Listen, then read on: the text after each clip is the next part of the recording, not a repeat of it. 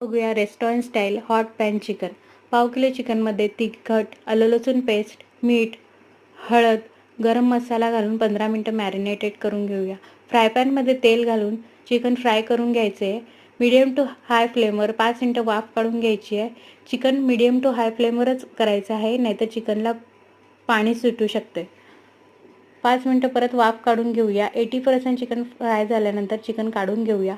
त्याच फ्राय पॅनमध्ये तेल घालून 2 उभ्या चिरलेल्या मिरच्या, बारीक चिरलेला कांदा, टोमॅटो घालून 2 मिनटं वाफ काढून घ्यायची आहे. त्यामध्ये तिखट, चवीनुसार मीठ घालून आपण फ्राय केलेले चिकन घालायचे आहे. मस्त असं एकजीव करून 2 मिनटं वाफ काढून घ्यायची आहे.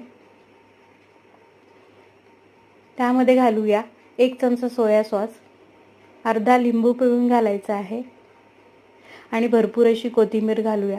झालं तर आपलं restaurant style hot pan chicken.